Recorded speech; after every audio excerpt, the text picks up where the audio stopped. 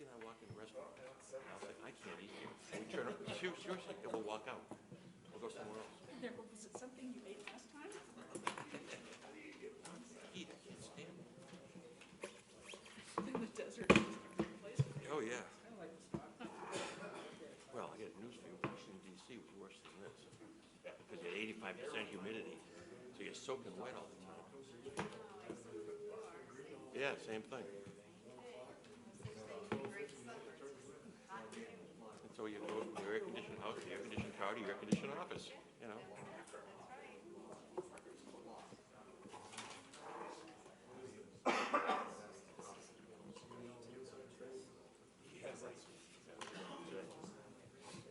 Yeah, I got the same thing.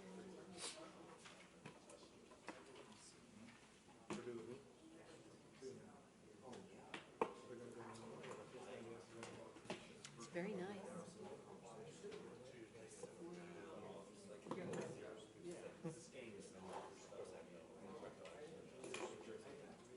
So you know you were there.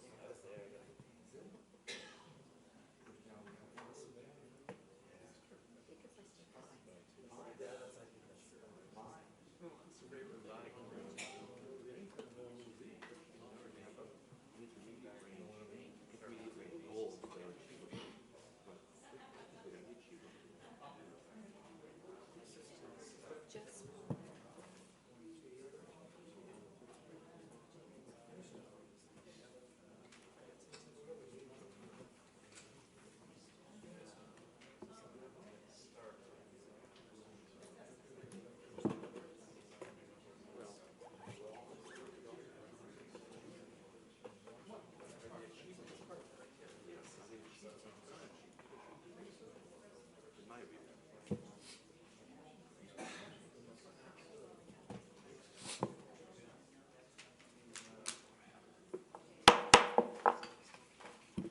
I'd like to call the meeting to order.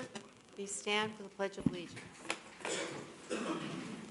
Allegiance to the flag of the United States of America and to the republic for which it stands, one nation, under God, indivisible, with liberty and justice for all.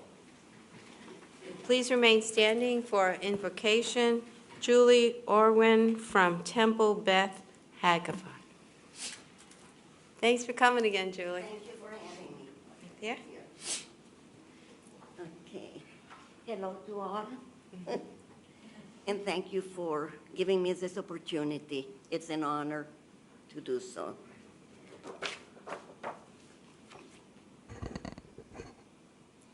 Dear God, as we come together this evening, we acknowledge your presence among us and give thanks for the many blessings we enjoy in our lives. We are grateful to live in a country where we enjoy democracy and freedom. We appreciate the beautiful town of Fountain Hills, where we are continuously inspired by the beauty of your creation.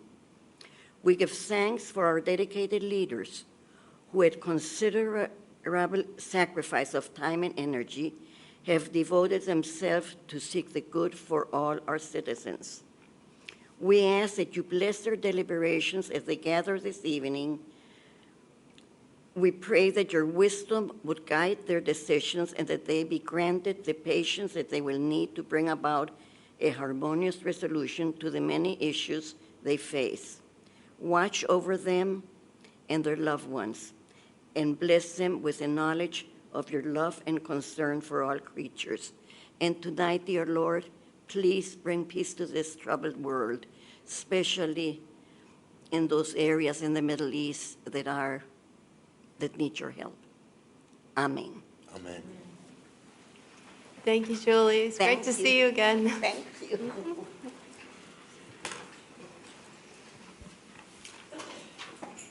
Can I get a roll call, please, Bev?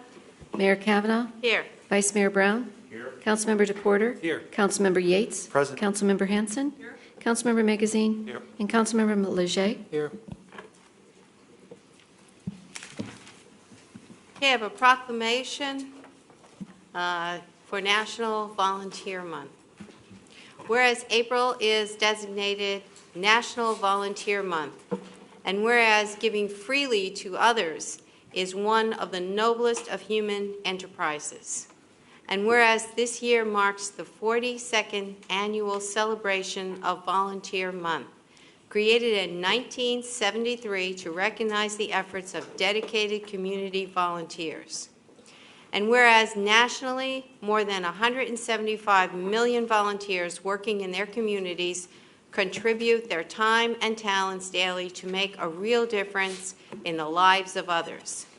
And whereas more than 700 Fountain Hills volunteers donated their time to the town of Fountain Hills by giving approximately 20,000 hours in 2014 as volunteer service to the Community Center, Senior Activity Center, the Municipal Court, as well as volunteering in departments at Town Hall, including administration, development services, and community services.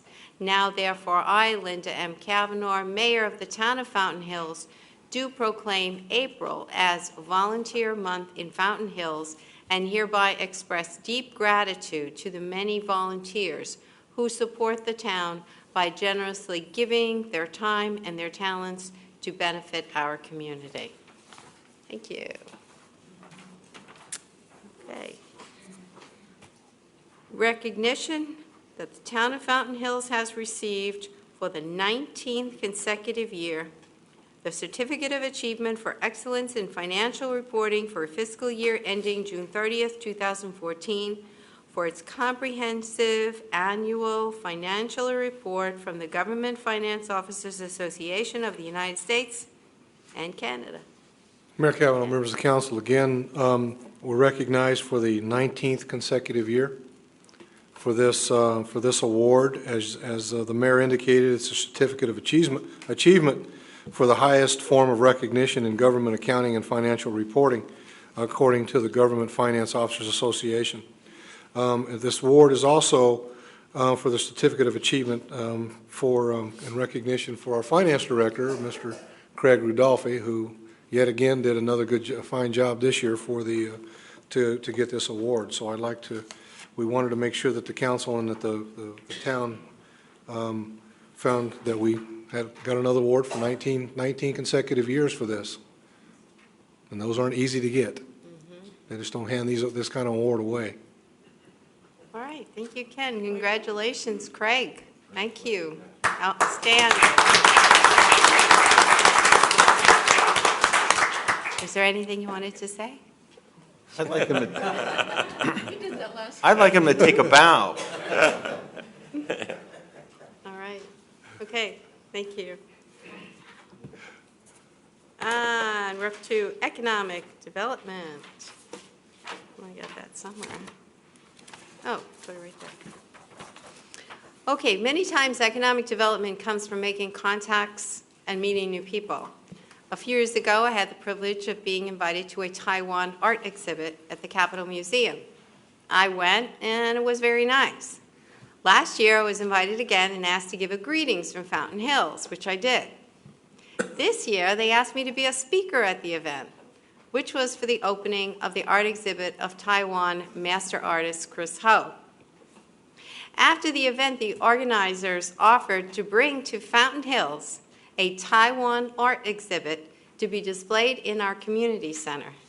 Not only will this be awesome to have an art exhibit by a renowned Taiwanese artist, but it will bring great publicity and recognition to Fountain Hills. The more people are introduced to our town, the more they want to visit and live here, or maybe open a business. So you never know sometimes what benefit will come from just a respectful appearance at an event. I'm so glad that I went the first time. And call to the public. No speakers, Mayor. Okay, consent agenda. We have only 2 items on that. Can I get a motion to accept as written? So moved. Second. And, or will we need a roll call vote on that? Councilmember DePorter? Yay. Councilmember Magazine? Aye. Councilmember Leger? Aye. Councilmember Hanson? Aye. Councilmember Yates? Aye. Vice Mayor Brown? Aye. And Mayor Kavanaugh. Aye. Mayor, 7-0. Thank you. Regular agenda items. Consideration of the request by the Public Art Committee to accept a donated painting titled Red Rock Crossing for placement in the Yavapai Room in the Community Center. Mayor Kavanaugh, members of the council, the Community Services Director has a report regarding this subject.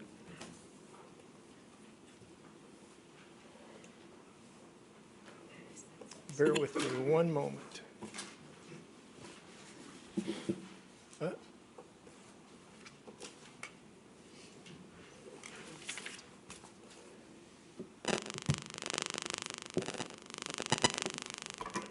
Mayor Kavanaugh, members of the council, you have for consideration this evening a request from the Public Art Committee to accept this particular piece titled Red Rock Crossing for placement in the Yavapai Room in the Community Center.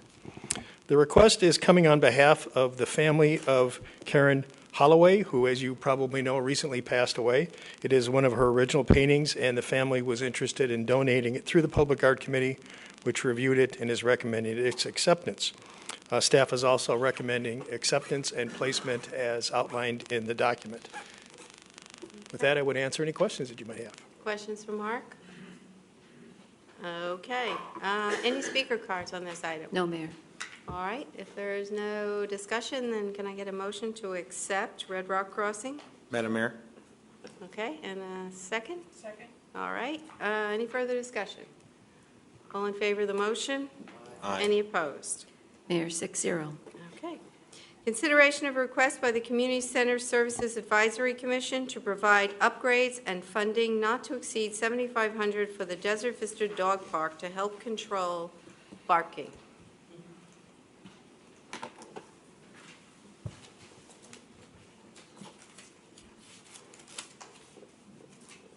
Joining me this evening is a member of the Community Service Advisory Commission, who I'll ask to come up and make his presentation to you. Just a little bit of background that I included in the packet.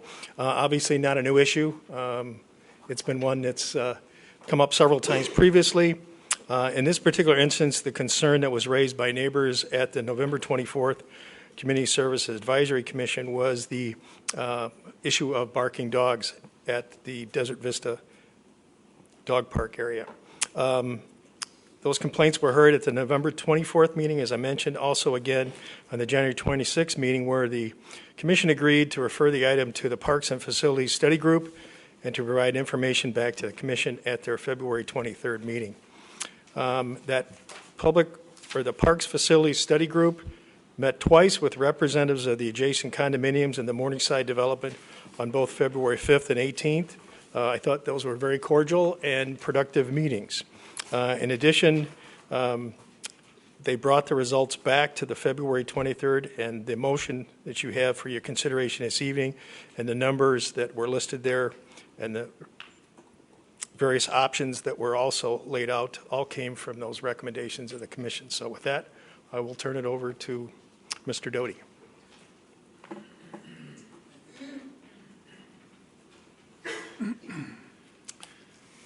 Madam Mayor, council, staff, guests, thank you. At our commission meeting in January, we agreed to establish a working group to address the noise problems emerging from the dog park. That action was the result of concerns expressed at two public meetings by residents of Morningside and Desert Vista, the adjacent communities, and the dog park users. We recognized immediately that the concerns expressed by the homeowners were well-founded and that they should be addressed. We solicited interested individuals and assembled a 12-person working group made up of 4 residents from Morningside and Desert Vista, all of which were on the Homeowners Association Board of Directors. We've got 4 persons from the dog park users from both small and large parks. We had 4 commissioners from the facilities group. We reviewed a long list of suggestions from the open meetings and then identified what we believe were the major contributing factors for the noise. The first was identified as fence aggression. When dogs see each other on opposite sides of a fence, they tend to get excited and bark aggressively. Number 2 was dogs off leash before entering the park tend to bark a lot. Some dog owners do not stop their dogs from continuous barking. And 4, some dog users do not abide by the park hours from 6 a.m. to 9 p.m. I'm going to be referring to this picture. We reviewed, there are three physical areas of concern that contribute significantly to the barking noise that we believe can readily be corrected. First, there's a planter section. You can see that raised planter. It's primarily, or it is in the small dog park. There's a fence on the outside of it that faces the large dog park. It's up about 3 feet. Don? Yeah. Excuse me, Mayor. Don, here's a pointer if this will help out for you. He has one on there. Do you have one over there? There's one there.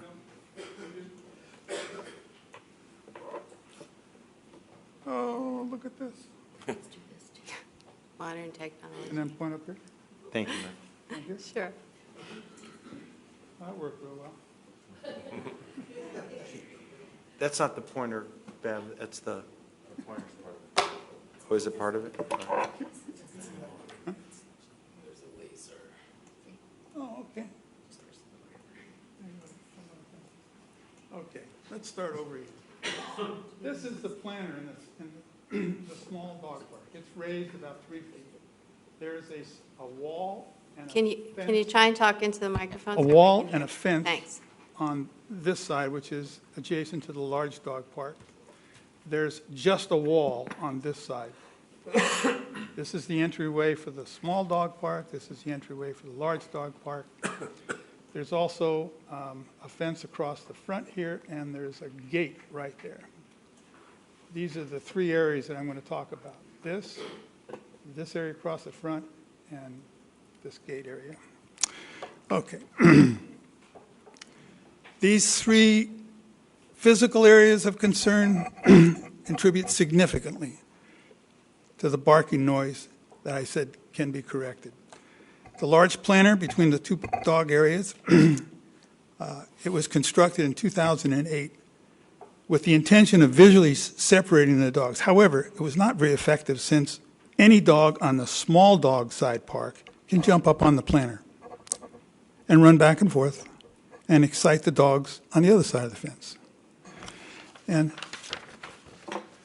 this happens repeatedly, along with a lot of barking. Many dog owners encourage this behavior and even place their dogs up on the planter area that divides the 2 parks. The entrance gate is another source of barking when dogs first arrive. When they first see each other, the attraction and barking starts. This occurs especially when the dogs are unleashed, which happens all too often. The third area that attracts dogs from both sides of the fence on a nose-to-nose confrontation basis is at the sliding gate area that connects the 2 parks over in this back area over here. They can get right at each other. The subcommittee selected 4 potential options that address the noise sources, and they were considered to be reasonable, effective, and affordable, including, number 1, physical and sight barrier separating the large and the small dogs, modifying the park rules, charging a fee, and the park hours and the days open. These 4 options were assigned to 4 committees of 3 people each, consisting of a commissioner, a resident, and a park user. The subcommittees met independently, studied the options, and reported back their findings to a second working group meeting. And at the last commission meeting, the subcommittees presented their options again. At that point, the commission, a motion was made to endorse the options presented and make a recommendation to the town council, which is why I'm here. This option included 5 parts, and I think you'll have those in your package. It was number 1 was creating a barrier between the 2 parks by adding a chain link fence on top of the existing block wall on the inside of the small dog park. That would be here. I'm sorry, this dotted line. That way, small dogs could not get up, they couldn't see each other. If they can't get up in here, they're separated. The second part of that was to add PVC non-transparent opaque cloth to the service gate area and the small entrance areas. Of all the potential ways of accomplishing the site separation, this one was rated as permanent, cost-effective, and aesthetically appropriate. The fence portion would mirror the existing look of the other fences. Okay. The second part of this was with regard to rules. Adoption of new rules as the subcommittee suggested. Dog handlers must control continuous barking, must conform to park hours, must be respectful of neighboring residents' sensitivity to loud talking, yelling, and the dogs barking. Adoption of signage, as they suggested. The leash law signs could be placed outside near the parking area, and reposition some of the signs inside the park so they'd be visible where people congregate. Adoption of enforcement was suggested, which was enlisting Maricopa County Animal Control and the sheriff to enforce the parking hours and the leash laws when the dogs are outside the park. With regard to communication, was adoption of the suggestion of flyers explaining the park availability, the rules, and the neighbors' sensitivity to noise. They could be distributed at the park, the town hall, through vets, through groomers, pet shops. And then there was the Restart A-Dog. A-Dog was a dog club that appears to be dormant at this time. It could serve as a conduit to the park users and encourage self-governance. With regard to fees, it suggested that we add $1 to the dog license fees to establish a fund so that we could finance things such as this for dogs at all the parks. With regard to the park hours, the subcommittee suggested there be no change. Now, this was in consideration that other noise suppression suggestions would be implemented. The motion was opened at the last meeting, and there was a counteroffer to consider using polycarbonate corrugated panels to cover the existing fence between the large and the small dog as a sound barrier. It was also suggested that we consider a sound-absorbing material on the existing fence. These counters were discussed, and after they were dismissed after discussion, since the corrugated panels are not aesthetically appealing. That is a subjective opinion. The corrugated panels attached to existing fence would not serve as a sound barrier since the mass of the material is insufficient to stop noise, and the geometry is just wrong. And the noise would just pass right over the top. The sound-absorbing material attached to a fence would block some of the noise, but again, the geometry is wrong for an effective sound barrier. A typical sound barrier that is made of high-density material that's at least 4 pounds per square foot, like a block wall that you see on these freeways, and 18 feet high, located close to the source, which would be the barking dogs, would only be 50% effective out to 200 feet. Now, these homes are considerably out of that range for a sound barrier erected at the park to have an effect on the acoustic noise levels. Okay.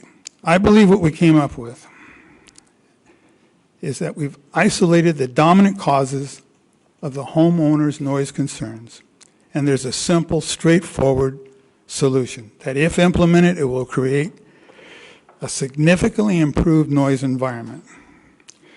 The commission voted on the 5-point motion, and it passed unanimously. The total cost to implement all of these changes is $7,500. A-Dog president, Dennis Cantino, has stated that he would donate $1,000, which would bring the town cost down to $6,500. And with that, thank you. All right, thank you. I know we have some residents that would also like to speak on this issue, so let them come up first. Mayor, we have 3. Okay. Bill Jagger, followed by Will Jacobs, and then Barbara Suterth. Mayor Cabinet Council, it's good to be here. Thank you for letting me speak. I was on the committee that looked into the sound barriers, and the matrix that you have in front of you, we came up with 12 different options for barriers. 3 of them, as you heard from Don Doty, were the practical implementations. Some of the others were just impractical. Of those, if you look at the printouts I gave on the pictures, the first option that Mr. Doty talked about, the first picture is a picture of the wall inside the small dog park, so you can get a better idea of what the wall looks like, and a fence would be put on top of that wall. The second picture is the cage in front of the small dog park that would be covered by the PVC panels. The third option, the polycarbonate panels, we happen to purchase 2 and put them up on the wall to give you an idea what it would look like. We have one of those panels in the back if anybody's interested. There's a question about aesthetics, but that can be solved by planting bushes and so on in front of that. The last option was the sound barrier. This material is not meant to completely reduce sound. It's a sound mitigation barrier. When I lived back east, we lived near the interstate, and even though they put up sound walls, you could still hear the interstate, but it wasn't as bad as having nothing. This material, I called the manufacturer today to get some better pricing, and to do the whole park with this material would cost about $8,800. And it is a sound suppression barrier. And I know, Mayor Cavanaugh, you wanted to know about these different options. So is there any questions I can answer for anybody? No, is that the piece back there that you have? Yes. Okay, if any of the council want to actually see it, we could bring it up here. If anybody wanted to take a look at it. In my opinion, the better option is the sound barrier material. It's this one? Is this? The last page. The last the black page is saying is what you consider the best option? In my opinion. Okay. It's an acoustic fence. It has a 5-year UV warranty. If it's unsightly, it can be painted without affecting the sound problem with it. How durable is this as far as holding up to, Well, got the sun and any idea? I asked him that question today. I said, we're out in Arizona, 115-degree sun in the summertime. He said, well, we have it in Saudi Arabia. And we also have it in the North Sea, so you get both ends of the spectrum. So he said, that's not an issue with this. Okay. All right, thank you. Thank you for the pictures also. Who do we have next? Will Jacobs?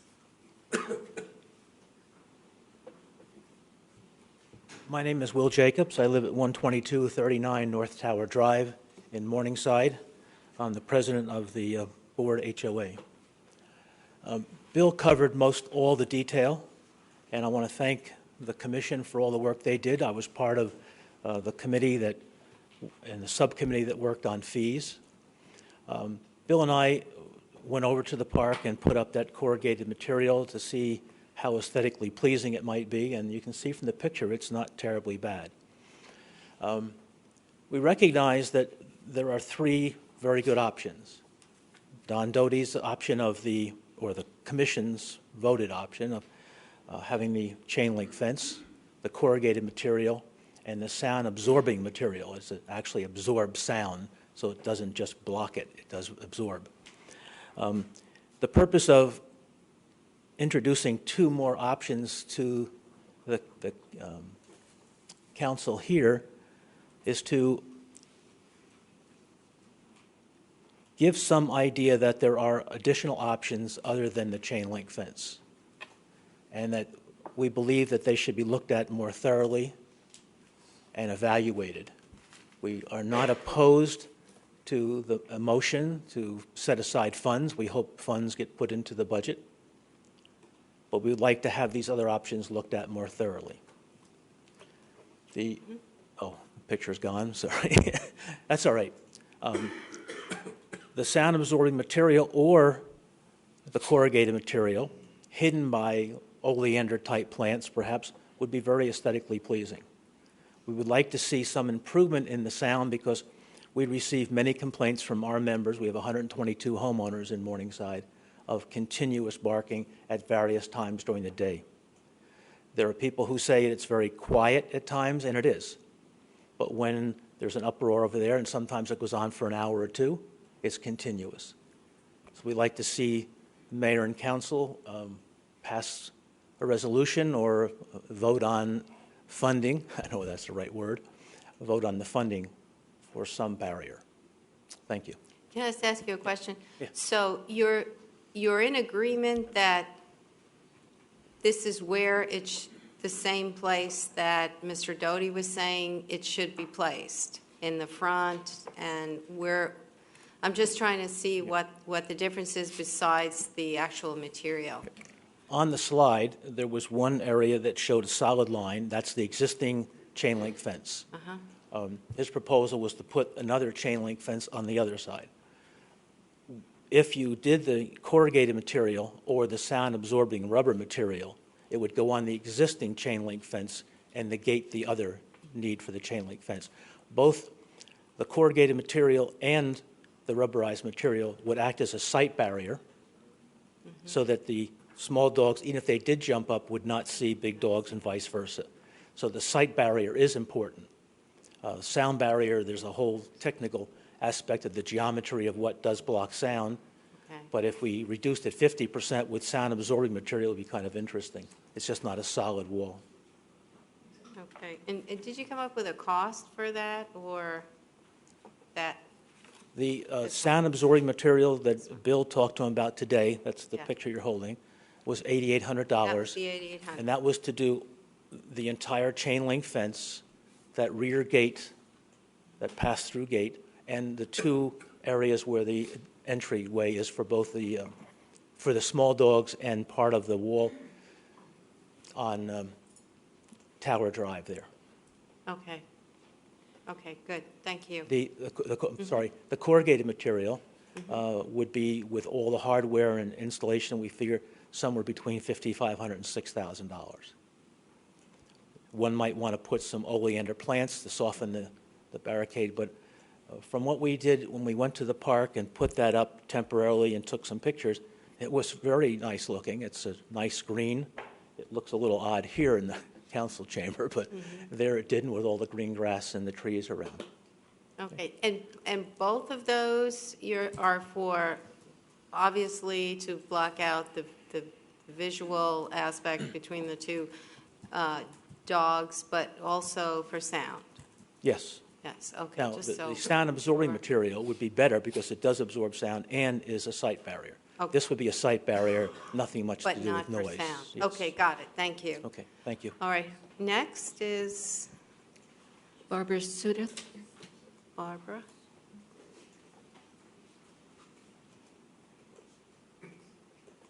Good evening, Mayor and council members. First, let me introduce myself. I'm Barbara Sutterth. I live in Fountain Hills for the last 20 years. I have 2 small dogs, and I take them to the small dog park every day. I'm sorry that I wasn't on the committees or aware of the recreation, other subcommittees. Those weren't publicized like the initial ones were on the dog park gates, so I wish I would have been able to participate more in this. I want to say that I agree with a few things. One is the dollar on the license plate, I think, would be fine. If you could put up the slide again, I have a couple of comments that I would like to make. Is it possible? Can we do that? And do we have the, is this the thing? Okay, thanks. And Great, just thanks, leave it. Mark. Is this it? Which one works? The right one. It's the red button, okay. As I understand, this dark line was going to be covered with either fencing and material, that's what the last two gentlemen were talking about, also along the perimeter of the large dog park side. What I would like to speak to is the aesthetics or the lack of aesthetics of this chain link fence on top of the planter. It's like fencing in plants. You're going to have plants, a planter with chain link fence on both sides. I think it's not an aesthetic point. As another option, you could look at putting a course or two of additional block wall. I don't know if that was considered because the dogs can only jump so high. Obviously, when it was designed in 2008, they made the architect made a decision that this 4-foot wall would be high enough so that small dogs couldn't jump on it. I think they made that an error. I think if they made it 1 or 2 courses higher, small dogs can't jump that high. There's only a limit as to how high they could jump. So I would agree with anything that is being proposed other than the fact of this chain link fence. One other point that I would like to make is that it doesn't show a dark line around this entryway here, but a lot of the noise comes from the greeting of the dogs. When a dog comes in, the other small dogs, I'm a small dog owner, the other small dogs run to greet and make noise there. It doesn't show that that's going to be covered at all, but that would be a recommendation for me, is that dogs will bark when they see each other, not in anger, but just in greeting. And I think that the last time we spoke at the Recreation Town Hall, a lot of comments were made about the small dogs jumping up on this planter. And I think, unfortunately, it got kind of out of hand because nothing was said about the fact that my dogs bark along this line when there's soccer balls and when there's people walking along the sidewalk. And this shows that this is going to be covered, but this doesn't show anything about here. So obviously, it's going to take care of some of it, but please don't jail in the plants. I think that would be just an ugly, ugly source after spending a lot of money to build this dog park. Okay, Thank you. Wow, it seems like everybody's really thought this out. Do we have any other speaker cards? And let's open it up to council discussion and questions. Anybody want to? Madam Mayor? Yes, Councilman Yates. For the record, I am a dog owner. I have 2 dogs. They're large dogs. I have a black lab and a German Shepherd. Love the dog park. We don't get there probably as much, but I'm more concerned that this barrier, and I appreciate the fact that the little dogs are screaming to the big dogs, but when my dogs are in here, they're all screaming at each other as well. So I'm wondering, just from a cost and effectiveness standpoint, that if we just, since all the homes are on the north side here, this is kind of backwards. No, this side, the left side. That's the home. I'm looking at the map here. Oh, this one's on. They're all on this side? Yeah. Okay, yeah, thank you. Why aren't we putting the barrier here as opposed to the street side? Just a thought. And and as far as fencing, I played baseball also. That totally reminds me of my baseball days, so I'm not a big fan. But I like the idea of using plants and things of that nature. You know, let's build up the pot. But I think we're correcting a problem that might not be the problem. It sounds like noise. I mean, I know we've had several discussions about what time that we even open the park, and I didn't hear anyone talk about that. And so I appreciate that. If 6 o'clock in the morning is okay, then nobody brought that up, that it's just throughout the day that just the barking. But if noise is what we're trying to control, then let's go to the side where all the residents are and beef that side up. This, although I appreciate, that the dogs barking across the way, the dogs are just as loud in each of their own little segments as well. So I don't know if there's a formal study done or whatnot, but spending money on items like this. Don, feel free to come up and address. I'm with you. But so far I'm seeing, okay, let's put a sound barrier on this side, and all the people live over here. Okay, there's an awful lot of material on the internet about sound barriers. And the one thing that's very clear is that it has to be a brick wall, at least a mass of 4 pounds per square foot. And it has to be very, very high. The geometry that we have over here does not lend itself. The noise goes right up and over. The best you can do, if you put an 18-foot wall and it was 4 inches thick of masonry, you could only cover about 200 feet. And the houses are beyond that. It's just, evidence is all over the internet. You can look it up. I did. A lot of other people did. And this is not the first time that this came up. 2 years ago, we were talking about something very similar. And I think in 2008, we were talking about something very similar. So to simplify, and please excuse me, Mayor, so how is this fixing anything then? What's that? The barriers? Yeah. They were intended to be sight barriers because it's our feeling that it's the fence aggression. You put dogs on opposite sides of a fence and they make a lot of noise. If you can keep those dogs off that planter, which we've all seen time after time, it just repeats. The dogs run back and forth and they bark. If they can't see each other, they're not going to do that. So it's more sight than it is sound. Sound's almost impossible to stop with the geometry that's laid out for that dog park. Thank you, Mayor. Thanks, Don. Okay? Okay, comments? Anybody? Councilman Brown? Thank you, Mayor. Thanks for your presentation. Thanks for the concern. The last photograph that has the fence on it, the screening of the fence, I have several concerns about it. It looks like a construction fence, and I'm sure it's the same material that we'd use on one of our construction barrier fences. And the biggest concern is, number one, we can buy it and put it up, and I will assure you that it will last, as they say, 4 to 5 years. And the largest concern is the amount of wind that these catch, and they don't release the wind, and the damage that can be done to the fences over a period of time is noticeable. And so I am not a big fan of that. Number one, because of the possible damage, and number two, because of the way they look. I think it would look totally inappropriate.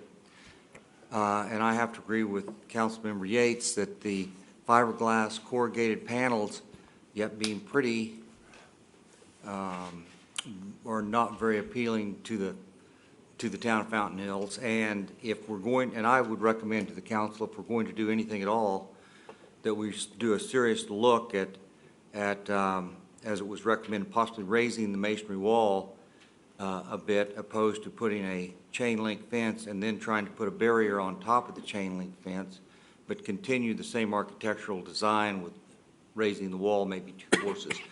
And I would have to go measure it. I'm sorry, I did not walk the dog park. I've been in it a dozen times, but I haven't. If I could walk it off, I could give you an idea as to what all that would add up to cost-wise. But personally, I'm not a fence, a corrugated fence or a screen fence type person, and I don't think it would be the permanent answer for what we're going to do. And if we're going to spend the money, we need to look at a permanent fix, not a temporary fix. Mayor. Thank you. Yeah, that's basically what I was putting in my notes as I was reading all of these suggestions. And then after also speaking with Mr. Jacobs, I know he said that his ultimate wish was that the staff would look at this, and the staff who are experts more so than just residents looking at this, that they would come up with something that they would feel would work, whether it's these suggestions or whether it's something else that the staff could come up with. So, yeah, I'm at this point, if Councilman Brown doesn't know which barrier to use, I certainly don't, since he's in the business that he knows more about this than I do. I just think we really need to let our staff look at this. I will say that I agree with Barbara, it's because I don't think that would be very attractive either, to have that chain link fence. And then if we did have a barrier, we wouldn't need the chain link fence because you wouldn't be able to see through it anyway. So depending on how that ends up. But okay, go ahead. You can comment. Yeah, first of all, congratulations for going to so much work and analyzing this as carefully as you did. And I can only assume from what you've said that this is a problem. But I come at it not from a design standpoint, at least at this point. I come at it from a different perspective, which is we have tremendous financial challenges in this town. And the projections are that it's going to get worse. Council knows the statistics. Many of you do as well. 2009 study said we should be setting aside $2 million a year plus for road maintenance. We have $1 million. The washes are now on a 7-year cycle instead of 4. We have an increase, contractual increase to pay rural metro almost $90,000 a year more, and MCSO almost $400,000 a year more. The legislature, in its wisdom, may be passing laws that could cost us a lot of money, one having to do with a new gun law, the other with a bed tax. $7,500 isn't a lot of money. But at some point, we have to set priorities because we do not have that money in the budget. I'm not saying I wouldn't vote eventually for something like this if we have a chance to take a look at it, get exact cost, and then balance it against other needs of the community. But to do that, I think you folks clearly have been listening to what's been said up here about design. I think we need to defer any action until you've looked at the design again, but also until we have our discussion about the budget, which will be coming out on April 6th. So while I'm not necessarily opposed to it, it's going to depend upon what other expenses we have and balancing things one against the other. I just don't think we can make arbitrary decisions, whether it's $7,500, $15,000, $20,000. We just can't make these arbitrary decisions to spend the money, especially when it's not in the budget. Now, if it finds its way into the next budget, fine. That will mean that we've gone through an analysis, we've taken a look at all of the needs of the community, and we've set some priorities. Thank you. Mayor, Yeah, we have one more card that was submitted. you have another speaker card? Okay, okay. Yeah, that was another point also. I'm in agreement with Councilman Magazine on that issue. Many years ago, when this dog park was first just thought about, there was a group of dog owners and they formed the A-Dog. And for a very, very long time, the town had a great partnership with A-Dog, and I see one of their former presidents here. And that's how the park got some of the amenities that it has, the lighting and some of the other additions that have been done over the years, because this group worked very hard to raise the money to fund these, because they knew that the town didn't have the money. So I'm in agreement with Councilman Magazine that the town really doesn't have the money to put out for this. Maybe not now, not in the next budget, but I think I would like to hear from the organization as to, are they still viable? Are they still raising money? Are they willing to fund this? I'm ready to ask A-Dog if they would be willing to fund this. And was Bruce wanted to speak? Come on up. It's Mr. Hansen. Mr. Hansen, Mr. former A-Dog. And I have to say that when Bruce was the president, there was also a lot of self-policing going on among the dog owners, and we didn't have a lot of this problem. Yeah, I'm Bruce Hansen, and I go to the dog park every day, and I have since it was built in the year 2000. What the committee did, I think they did a good job.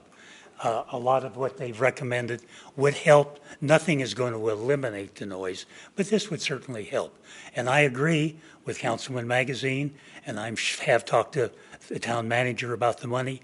I think that A-Dog could raise the money. Now, I'm not a member of ADOG at this time, but when I left ADOG 3 years ago, they had $10,000 in the bank. Nothing's been done since then. I think they've got a lot more than $1,000 they pledged. And I would agree that the money should be raised by the dog users, not paid by the town. And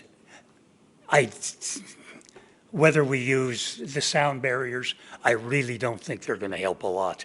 That little fence along the top that they're talking about, that will keep the small dogs from running on that area, and that does initiate a lot of barking.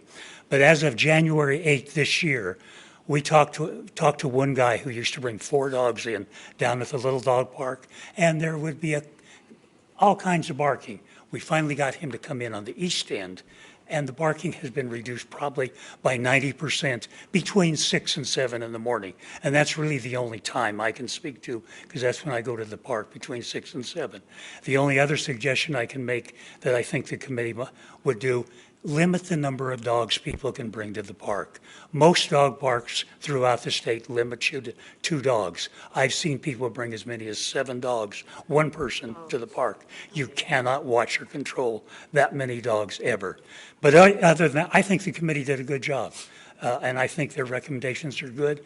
And if it's just a money issue we're talking about, let's put the onus on the dog owners. And I'll help raise the money, and I don't think we'll have any problem doing it. Thanks for letting me talk. All right, thanks, Bruce. Appreciate that. Mayor, Councilman Leger. if I may, yes. First and foremost, I want to thank the new commission. This was one of their first challenges. I think that, there was a great deal of civility between all groups.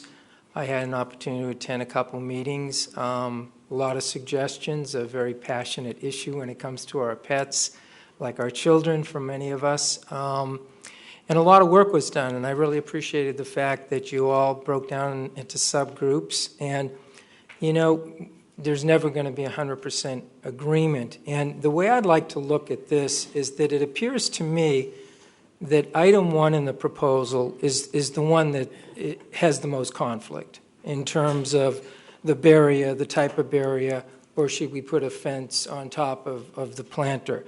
And as Councilman Vice Mayor Brown had mentioned, maybe that needs some further study. And maybe it's a matter of just throwing another layer of bricks up there versus a fence. I don't know. I think that needs to be looked at a little closer. But I would like to recognize the fact that both groups came up with a wonderful product here.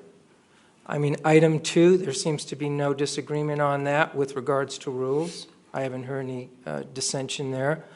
Item 3, with respect to enhanced communication, I haven't heard any dissension there. And with regards to fees, it seems to be amenable to everybody. No objection there. And with regard to park hours. So in having followed this and listening to this, I'm really proud of all the work that you all did. And it's quite a miracle that there's only one kind of bone of contention here. So what I'd like to suggest, in that all this work was done and it's been brought to the attention of the council, that perhaps we make a motion to adopt item 2, 3, 4, and 5, which I look at, there's very little cost associated with that, and then go back to the drawing board, as Vice Mayor suggested, with regards to item number 1. But once again, good work. I'm going to focus on what you agreed on versus what the one point you may have disagreed on. But I don't want to throw the baby out with the bathwater on this one and basically say, you know, let's start over. It seems to me item 1 is the one that's in contention, and that requires further research. So those are my thoughts and my comments. Thank you. As to item 4, I actually don't agree with item 4. I don't want to add $1 to the license for 2 reasons. Number 1, many people who have dogs don't use the dog park, and they would be charged, and they don't use it. Also, many people from Scottsdale use our dog park, and they would be using the dog park and not paying anything. I would rather see it go back to the way it was, where ADOG raised money, and they could certainly invite the people from Scottsdale who use the park to join ADOG, and then everybody that uses the park will be contributing to the upkeep and not just the taxpayers who maybe have nothing to do with the dog park. So I'd rather see number 4 eliminated, and actually I think I would much rather have our staff look at this, and I'm not ready to agree to any of these until I get some more information. This is just too much at once for us. Councilman Brown? Thank you, Madam Mayor. The point that I didn't make was thank you very much for the hard work of going out and examining and doing the prototypes and the effort to go forward to figure out the best and simplest solution. And it's a ton of work. I wish everybody in town would take initiatives like that, and I truly do thank you. And with that, Madam Mayor, I would like to make a motion that we table this for Bruce. Would 60 days be enough for you to come back and give us a report on what ADOG would do? Okay, I would, Madam Mayor, I would make a motion to table this for 60 days and not make a decision on 1, 2, 3, or 4, any of it, until ADOG comes back to us with a possible solution or some possible funding as to what could happen. Second the motion. All right, we have a motion and a second. Any other discussion? Councilman Magazine? There is discussion of redesign, and how would we build that in to future discussion? In other words, just table it for 60 days, see what redesign they come in with, see what the cost is, and so on. My intent would be to see what kind of funds we can come up with that are not town generated but ADOG generated, and then we can make a true solid decision on what we can afford to do. Councilman Yates? Madam Mayor and Council, I have a proposal here that kind of includes all that, just for hearing me out, and if you want to stick with yours, I'll rescind. But I was going to move to have the staff receive the information, obtain further research, and present options based on highest possible success at lowest cost. And then simultaneously doing that, we research with ADOG to find out what kind of funds they have. That way we're not pushing this out, because if we just do 60 days of finding out what ADOG has, we still have to find out, okay, what are our options or what are our best options? And this way we can get staff involved. But you know, I'll respect the council. So are you asking to amend the motion, or you just? I presented out there. I'm kind of leaving it up to Councilman Brown. If he sees a value in that, fine. If we just want to see what ADOG has in the coffers, I'm okay with that. But I just think we could do both things simultaneously, and that way we're not. All right, I'm just going to go back to Councilman Brown. Thank you, Madam Mayor. I so appreciate your thoughts, Councilman Yates, but I truly believe that our staff, as we go through this agenda tonight, we're talking about not having enough staff to take care of what we're doing. And at that point, I believe I would prefer that ADOG comes to the table along possibly with the people that use the park and give us a solution or make a recommendation for a solution. Mayor, if I'm... All right, so that wasn't quite an amendment. You were Yeah, just in mine wasn't a motion. I discussion. just wanted to All right, discuss so I it. still have a motion and to table and a second. Any discussion on the motion? Mayor, I do have a question regarding the item. First of all, I was really interested in a lot of the, how do I start with this? Dog parks, dogs go to dog parks. Dogs bark at dog parks. When you live near a dog park, whether you were there before the dog park or after the dog park, dogs bark. So it's important that owners take responsibility in trying to mitigate barking. One of the complaints that I've received for a number of residents in Morningside, to me, which is one of the more significant complaints, is that when dogs are in the dog park during the operational hours, dogs will bark.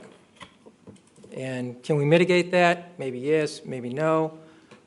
But what we can mitigate and what we can deal with are the hours of the dog park. I don't think anyone in Morningside should have to listen to a dog bark prior to the park being open and after it closes. So in that regard, I was very interested in the recommendation here. It says, and if Mark or Don, you could answer this question for me, enlisting Maricopa Animal Control in the sheriff to enforce park hours. What was envisioned there? What was the process? How is that even practical? Because to me, we owe it to the people living in that area to respect the hours. And that's at a minimal. I'm trying to come away with some action here. Mayor Kavanaugh, Councilmember Leger. We looked at two things there. One is the fact that currently the way we control the usage is the gates are open, but the lights are adjusted to come on at 6 and go off at 9. So you can utilize the facility, but you're going to have to find some other means to have light. And so there may be some people, and probably are, that abuse that. But the vast majority, we think, are following the stated hours because of the light situation. So it's on a timer and operates from 6 o'clock in the morning till 9 o'clock at night. We have elicited the help of county animal control on a number of occasions. They have issued a number of citations. This would be another one of those areas where they would be willing and have indicated a willingness to help us. So I think increased enforcement would help. What they've concentrated mostly so far has been dogs off leash, which is another concern. So it says enlisting the sheriff's office. Have we had communication with the sheriff's office about this patrolling that area or otherwise? Not directly, no. That was just a suggestion that was made at the meetings. Yeah, okay. All Very right, good. I have a motion and a second on the I issue wasn't- of. Mayor, I have a wasn't motion, done. but that's not exactly on the motion. I have a motion and a second on tabling. So I would like to deal with the motion for tabling first. That's a totally Well, my different comments subject, are regarding which is tabling. hours. My comments are regarding Well, tabling. it sounded like you didn't even mention tabling, it was just hours. So I would like to get a vote on the tabling. Can I get a roll call vote on that? Councilmember Yates? Aye. Councilmember Leger? Nay. Vice Mayor Brown? Aye. Councilmember DePorter? Aye. Councilmember Hanson? Aye. Councilmember Magazine? Aye. And Mayor Kavanaugh? Aye. Mayor 6-1.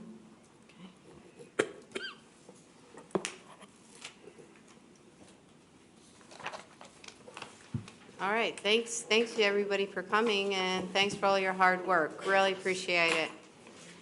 I was at all your meetings, so I know how hard you worked on this. All right, let me get back to where we were.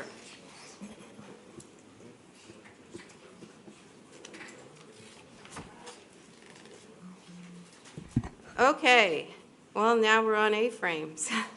Discussion with possible direction to staff regarding recommendations of how to revise, enhance, or streamline the A-frame sign permitting process for compliance. Bob, looks like you're up, Thank you, Mayor. Everyone's favorite topic. and yours. The A-frame sign permit requirement was adopted in 2009. Initially, a $5 fee was instituted so that staff would have an opportunity to advise the businesses on the rules for size and placement when they picked up their permit. That permit fee was not designed to recoup the costs associated with the permit. It doesn't even cover the cost of the materials and time to create the permit stickers. The additional costs for staff's time to process and enforce the permits aren't covered either. Last December, due to the high percentage of noncompliance, mainly due to failure to get a permit, Council directed staff to review the A-frame permit process and regulations and return with some recommendations for revising, streamlining, or otherwise improving the permitting process and/or reducing the incidence of noncompliance. Staff has provided a report that lists some options ranging from the do-nothing option to raising the cost of a permit, extending the length of the permit, or eliminating the permit entirely. Staff has recommended that the town eliminate the permit requirement. This would not eliminate a business's responsibility to follow the regulations or change the sunset clause in any way. It would only eliminate the requirement that an annual permit be issued for an A-frame sign. Staff is requesting that council agree with that recommendation and direct staff to amend the ordinance so as not to require the permit, or if not, otherwise direct us to pursue an alternative option. Thank you. Okay, thanks, Bob. Questions? Questions for Bob? I do have a few questions. All right. Councilman Leger? Let me see if I understand the logic here. It seems somewhat counterintuitive where you have requirements and you're taking the requirements away to reduce the occurrence of nonconformances. I mean, it says that in the dialogue here. So basically, what was the original intent of having a permit? When council initiated the permit, it was to allow staff to give the businesses the information about how they were supposed to place it, where they were supposed to put the stickers, the hours that they were allowed to have them out, those types of things. Yes, and I recall, because I was on the council at that time, and the intent primarily was to educate the users of the A-frame. Correct. And to reinforce annually the use of the A-frame so that we would have a bit of compliance versus what we're looking at today, and we're looking at this year in year out. It just seems counterintuitive. I mean, it's hard. I mean, think of an analogy. It's like we're giving out too many citations for people not stopping, so we take stop signs down. I mean, this whole thing is counterintuitive. I would agree with you that just making a volunteer program with a permit and charging a minimal, it was never about recovering cost, was all about education. And I would agree with you that process has not been effective at educating A-frame users. But to basically say, let's just not require people to have a permit, just seems to reinforce the opposite of what we're trying to accomplish. Well, to answer your question, as best I can, I believe that most of your analysis is correct. However, if you know, prior to initiating the permit, there was no permit required, and they were still putting A-frames out, and we still had issues. They weren't the largest reason for the non-compliance in the last few years has been lack of getting a permit. So the education part really hasn't been working. We've done, whoever picks a permit gets educated, but if they don't pick a permit, they don't get educated. So, Mayor, if I may, so if we take away the permit as a requirement, we've artificially affected the non-compliance statistics. So we'll say that they've gone down because we have basically said, well, you just don't have to do that anymore. And this is not about punishing businesses. This was always about being business friendly and educating them and being proactive so that code enforcement wasn't knocking on their door. And I think the process, the way we said it, was volunteer. Come and get a permit and come back. Well, no one came back for another permit. So the bottom line here is, rather than throwing the baby out with the bathwater, maybe we should look at a different process that's business friendly and it allows continuation of education, particularly for new business owners, et cetera. Mayor, the same argument can be made for when the permit was instituted, that artificially inflated the incidence of noncompliance. Well, we're getting into a logical Right. circular argument here. Education is proactive. Our enforcement right now is reactive. It's reactive and it's punishing to businesses. I'm just trying to come up with a scenario here that's positive. It's not about cost. It could be $1. It doesn't, I mean, it's not about punishing businesses. Anyhow. At a previous meeting, I had recommended a possible process that I don't see here. Well, maybe there's shades of it. We have a, could someone walk us through the process for renewing business license? Can you do that? Or could Craig do that? Because I think there might be an opportunity here. We did discuss that, and Craig's more of an expert on the business licenses, and we were pretty much told that the business license process and that program will not allow us to attach this type of a permit to it. We would have to get an entirely new program of tracking them. or Mayor, if I whatever. may, I'd like to have Craig walk us through the process. Thank you. Mayor Kavanaugh, Councilman Leger. The process is licenses are issued annually and expire 1 year from date of issuance. Very good. At the end of each month prior to the expiration, a renewal notice is sent out to all of the business owners, reminding them of their obligation to pay. And, well, that's it. There's no remittance advice that's sent with it. It's just a notice that your business license is expiring and request to renew. So, Mayor, if I may, so physically, we notify businesses that it's time for them to renew their license. Correct. So there is some tangible document that goes to them. Yes. Okay. And then what they do is, in response to that, they pay their fee. Correct. And then once we receive the payment of fee, then we issue a piece of paper, which is their business license. We do issue a new license with new dates on it, and that is mailed to each business owner. What would preclude us from merging a system and basically having a business renewal and A-frame permit renewal on the same schedule? Meaning that when they got their notice, it would simply say, are you utilizing an A-frame, add $5. And that would come out annually. And in addition to that, you could have a nice fluorescent piece of paper in there that has some of the main issues about curbside, median, overnight, because those are the major requirements. And then make a reference to the scenario. And then with respect to sunsetting, what I would suggest is that we would initiate this next year after we decide whether we're either going to sunset A-frames or not. One issue that we would have is we would, in the current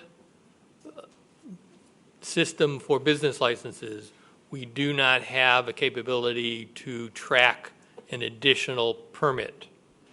So we wouldn't know which businesses have a permit and which ones would need one. But from what I understand you saying, we're just going to, for all of our 2,200 businesses, we're going to include a notice for every renewal that if you have a business license, here's what you need to do. Well, I'm not trying to micromanage you or work the process out, online here. I just think there's a possibility of looking at a process that would enhance education, and it was also about accountability and the notion that folks aren't doing it, and we just say, well, let's just stop doing it, is just totally counterintuitive. Thank you. All right, thanks, Greg. I have 3 council people that want to speak. I'll start with Councilman DePorter. Thank you, Mayor. I was going to say I'm a fan of the staff proposal. When you look at, we do need to be proactive with our enforcement, but we can't due to our lack of resources. And because of that, we are at a place now where we're dealing with this permit fee that a lot of people aren't in compliance with. It's not a huge revenue generating source. To Bob's point, it costs more to process the sticker, put it in the mail, and get it to them. I think we should get rid of the permit fee. I think we should use the opportunity at the business license renewal to educate. I don't think you need to add on something else about, hey, add $5 more if you want to sign. Put in the fluorescent paper and use that as your opportunity to educate them. We have a lack of enforcement because we don't have the resources to do it. But if we had any at all, we could maybe throughout the year figure out if a certain business has a considerable amount of violations, and part of the license renewal is, hey, you're not complying to this. Make sure you, more of a reminder, I guess. And it's still reactive, but it's still addressing the needs of getting rid of this non-compliant rule that isn't revenue generating, costing the staff a ton of their time. And I think there's other avenues to educate the businesses instead of just this format. So. Okay, and Councilman Yates, you were next. Thank you, Mayor. To echo again what Councilman DePorter was saying, my only addition to that is that this was for education. There's got to be a better way that we can educate, and not knowing, other than the sticker compliance issue, how terrible all the other ones were. Bob, do you have any stat on that? Because, again, this is anecdotal, but it does not seem we have a huge problem with them in the medians and all over the place as we once had. I think this is off my fuzzy recollection of the December report. It was about 80% noncompliance, but about 75% of that were related to no permit at all. The majority of the other permits were just, or the other violations were poorly located signs. Okay, thank you, Mayor. Okay, and Councilman Magazine. If we accept staff recommendation, what are the rules and regulations that the businesses are still under in terms of placement, when they can have them out and so on? Does that all stay the same? That all stays the same. Okay, just a comment with regard to Councilman Leger's idea, which I think starts to go in a good direction, but my only concern is that I am a business owner. I get a piece of mail that says it's time to renew my business license, and there's a place to check off whether or not I want to send in my $5 for an A-frame, and I simply send in the money for the business license and not for the A-frame, and then I go put my A-frame up. So I think, unless I'm misunderstanding what he's suggesting, but I understand his comment that it is counterintuitive. As a person who is not crazy about the A-frames to begin with, I'm probably not a good one to give you advice on this. Okay, I do have one speaker card here. Linda Bordeaux.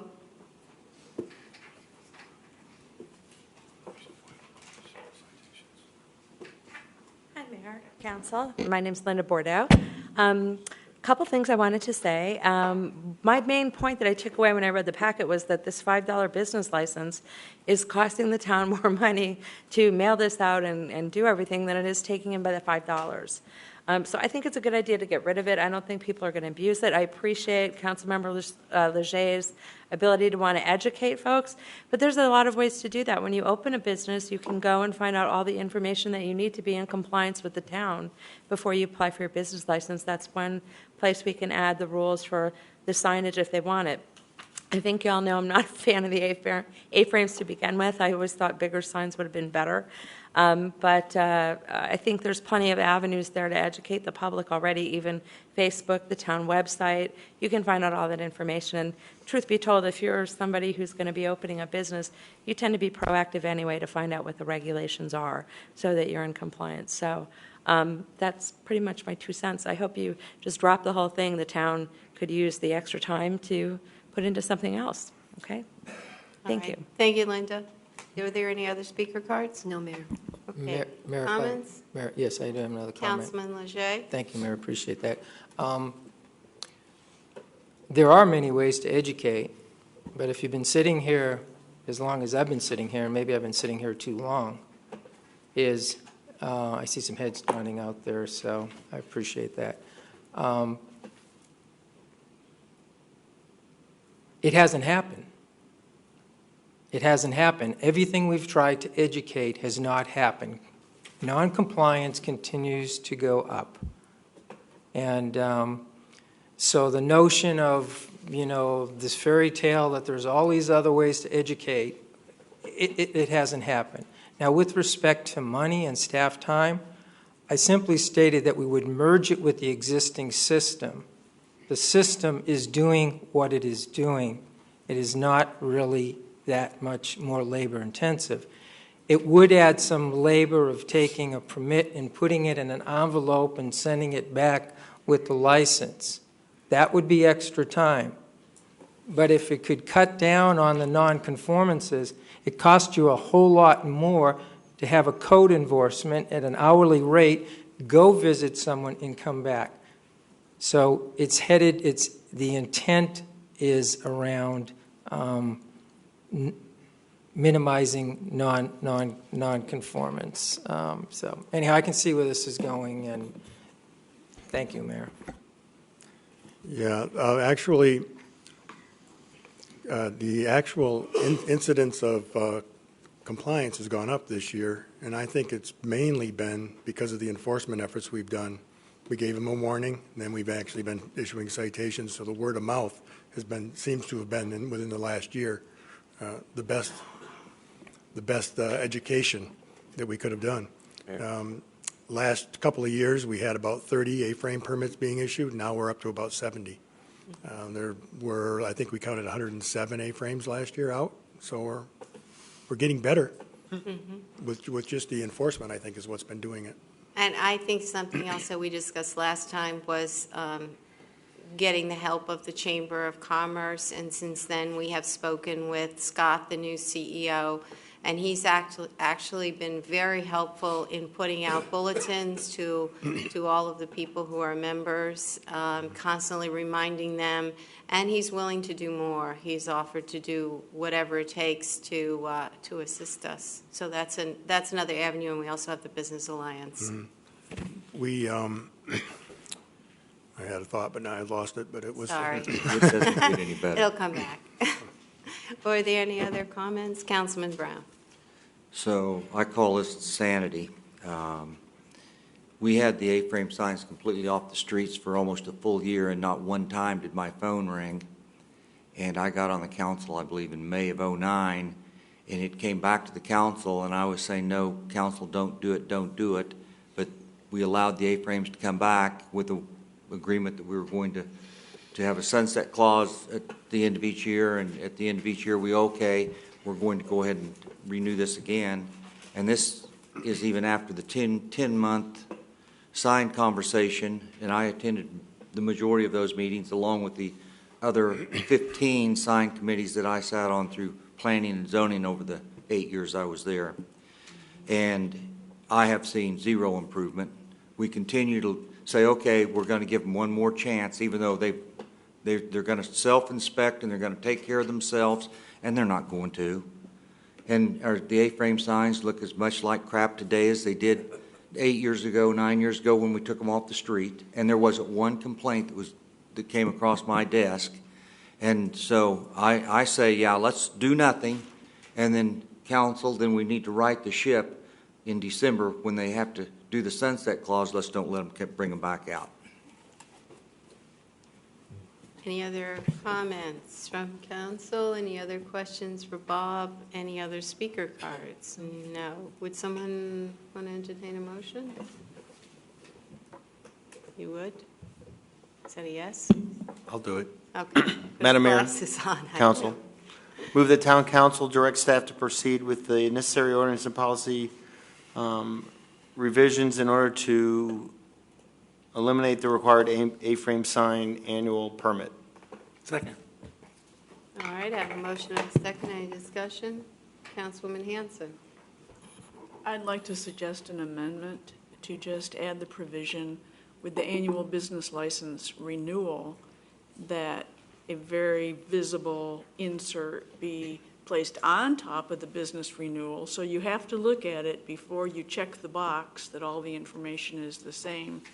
And since you said that enforcement is becoming more effective and word of mouth, making it very clear on the notice that enforcement is in full effect, and that if the rules, which can also be on the insert, will be enforced, and have that kind of a reminder included with the business license renewals. Okay, I have an I'll second the amendment. okay, any discussion on the amendment? Councilman Yates. As a matter of parliamentary procedure and expediting this, I would add the wording of the amendment into my original motion, if that's okay. Otherwise, we can vote on the second and then vote on the first. Whatever you guys want Is that to. acceptable, Councilwoman Hanson? Sure. All right, so now. You need to rescind your amendment. And I second. We're taking more time to do that. I know. I was trying to be helpful. I apologize. All right, our motion is a combination of Councilman Yates and exactly what Councilwoman Hanson said, and so for them to expedite it, I got a motion and a second, and all in favor? Mayor, could we, for the record, could you state the motion, please? Councilman Yates. Yes. Thank you, Mayor. The motion moves forward as presented. Move that the town council direct staff to proceed with the necessary ordinance and policy revisions in order to eliminate the requirement that A-frame signs get annual permits, and then add in the annual business license packet a bright yellow, and I called it a 4-up or a 2-up in order to save paper money, A-frame and other signage information. But Councilwoman Hanson, if you'd like to elaborate on that. And that strict enforcement is being adhered to and will be enforced. Thank you. All right, all in favor of the motion? Aye. Aye. Any opposed? Mayor, 7-0.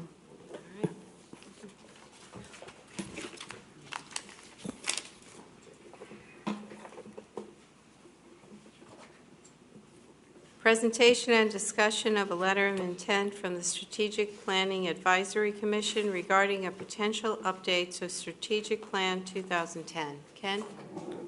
Mayor Kavanaugh, members of the council, the chair for the Strategic Planning Advisory Commission is here tonight to present the letter of intent for discussion for the possible update of the strategic plan.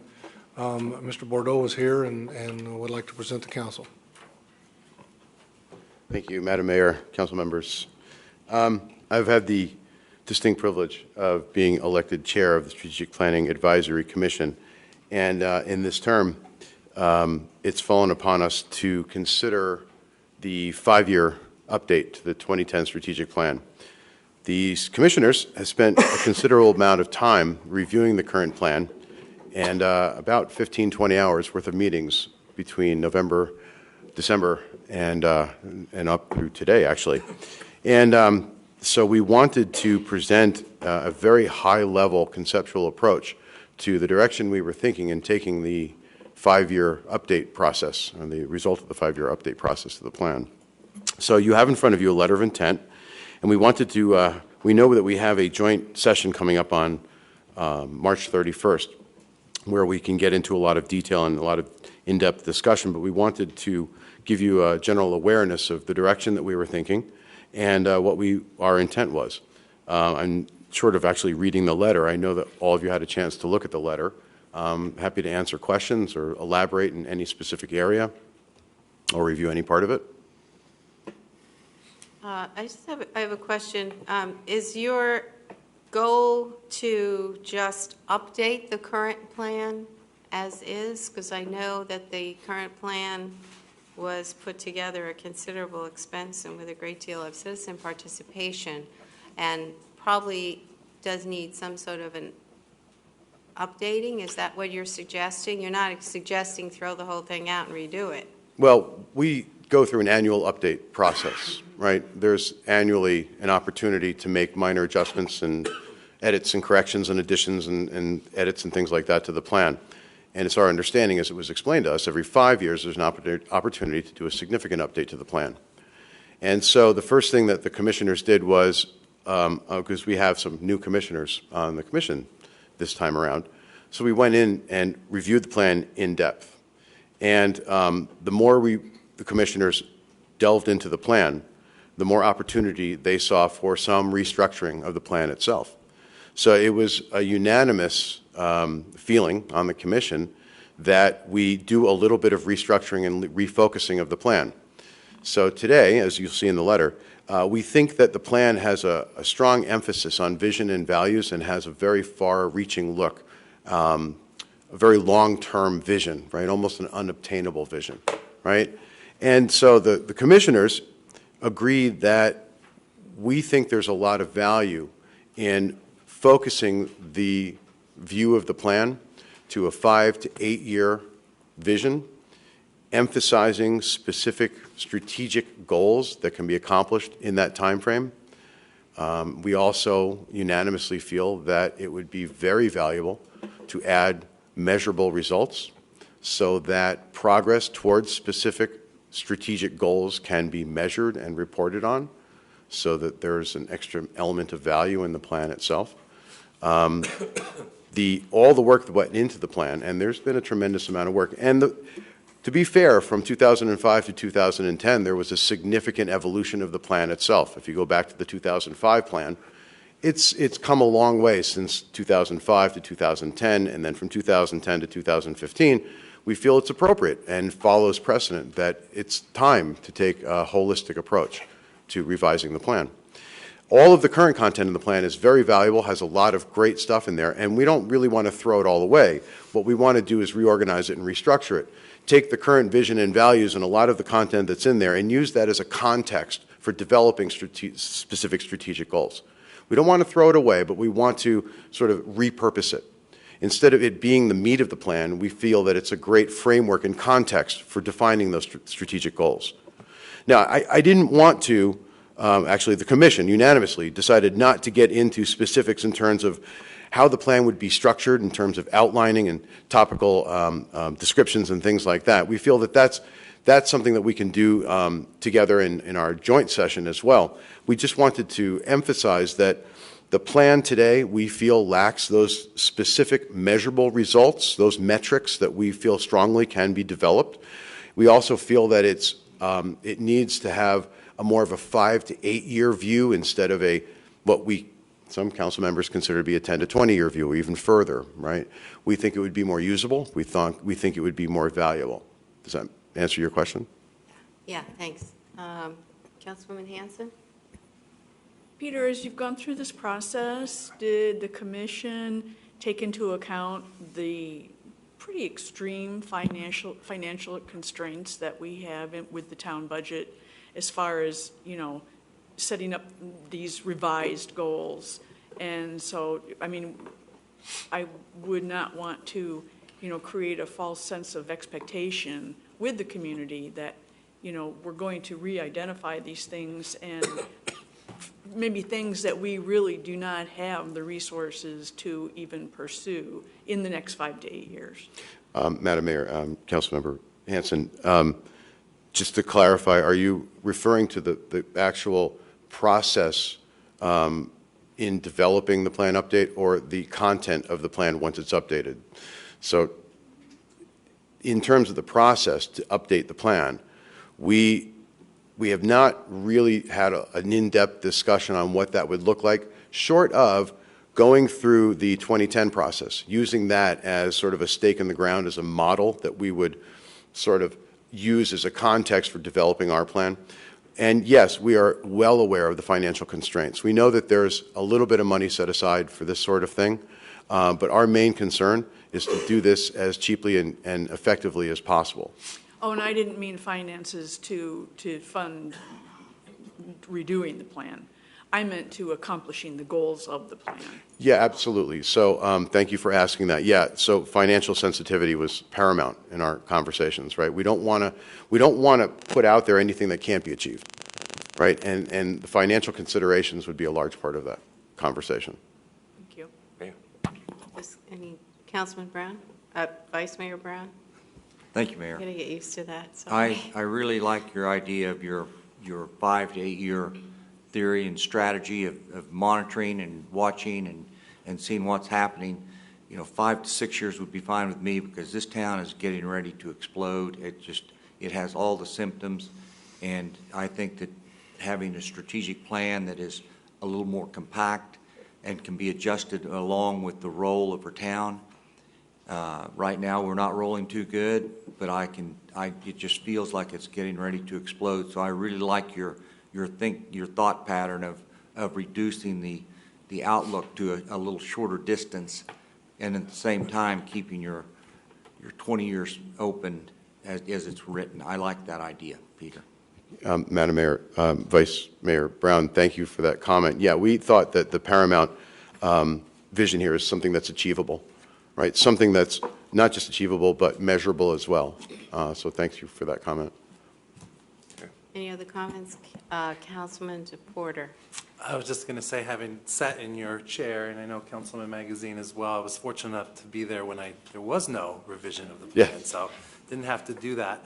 I like the idea of taking a shorter purview out on the plan, and I love that you've taken into consideration all the hard work and money that has gone into development of the original one way back before I was here. because that's very important. The public dialogue, the amount of pro bono service we've gotten from community partners to get that accomplished was great. So it's good that you're not abandoning that. And I love the measurable, metric-driven goals. So that's the only kind of goals that should ever be set for anyone, whether it be a person in their employment, or can you measure it? Is it attainable? Is it time-based so that you know if you made it by a certain time? And then you feel a sense of progress that way, which I know we do up here because we've done a lot of great things. But I like the approach. I'm really looking forward to the discussion at the end of the month because my initial concern was similar as to Councilwoman Hanson's, but it was on the development of the plan. How are we going to pay to do that? Because I know that can cost $50,000, $100,000 to do it appropriately, or what the experts call appropriately, to implement in a community. So I like where it's going. I look forward to hearing more and working with you towards the end of the month. Yeah, Madam Mayor, Councilmember DePorter, thank you again for that comment. Yeah, and all of the original materials that went into the 2010, whatever is available that went into the 2010 plan and the 2005 plan have been made available to SPAC members as well. And I know that there's some real hard-working folks on the commission. Not that there weren't before, but there still are. And so, yeah, people are doing their homework. People are, commissioners are doing their homework. Commissioners are really motivated. Commissioners feel a sense of urgency in putting something out there that is achievable, that is measurable. And as I said a couple of times, it's been a unanimous sentiment on the commission that we take this approach. And thank you for your comments. Councilman Magazine, he's coming right back at you. No. Welcome, Peter. Thanks, Alan. Item 2, first bullet in your letter says, provide a long-term vision and clear articulation of our town's core values and commitments as a textual context and underpinnings for the strategic goals. When you say long-term vision, is that your 5 to 8 years? No, sir, Madam Mayor, Councilmember Magazine. So that was what I was alluding to in the body, the balance or the body of the plan today is a very extensive and clearly articulated vision and values for the town. And we feel that that's really valuable content, but it can be somewhat condensed and it can be moved up front for a place of prominence in the plan, and it can set the tone and the context for all of the subsequent new strategic goals, the measurable goals. We don't want to lose any of that current content that's in there. We actually want to bring it up front, make it a little bit more digestible, and give it the underpinning, make it the underpinning of the entire rest of the document. So this isn't really a sea change from the forward-looking document of 2010, where we're looking out 15, 20 years in terms of addressing long-term vision. You're still doing that, correct? If I understand the question, the vision and values, SPAC commissioners interpreted that as what we would like to see the community become one day. The non-dated, non-time-boxed, desirable end state. And so we don't think that that no longer applies, because we still think that's who we want to be. Unfortunately, it's still not time-boxed, and it's not measured. And we think that it's appropriate to transform that into a context and an underpinning of the measurable strategic goals that go 5 to 8 years. But we think it's still important to articulate that who we want to be one day sentiment. Who we want to be one day should never be lost. It just shouldn't be the balance of the plan, we feel. Okay, one additional thing. On page 5 of the 2010 update, it says, how will the strategic plan be used? A successful strategic plan is one that is integrated into the daily operations of an organization. In a municipal setting, staff and partner organizations use the strategic plan to develop proposals and initiatives that implement elements of the strategic plan. I know that, a couple of us have only been here a few months, but I know that beforehand, almost every proposal that came before council tracked in some way to the update of the plan, both in terms of policy and budget. You still anticipate that that would be the case?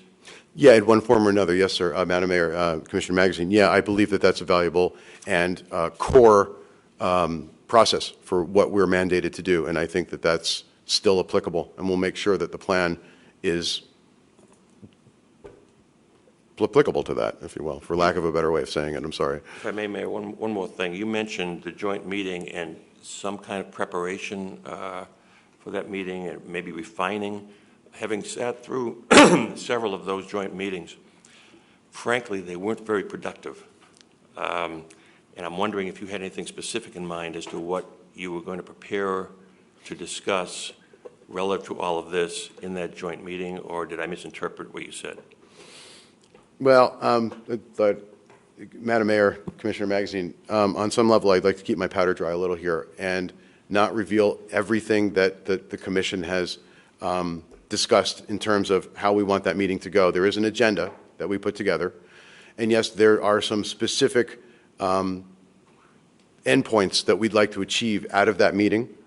I think there's an opportunity for a new dynamic, if you will, between SPAC and Commission. I hope this is not too presumptuous, but having two former SPAC members on the Town Council, I think, gives us a leg up on subsequent relationship and dynamics and conversations going forward. At least that's our hope. And without trying to prognosticate too far or too in-depth, I'm very optimistic that we will have a productive working session, and it may not accomplish everything that we want to accomplish, but I think I give it an A+. I think we're on the right track. I like your intention. Thank you.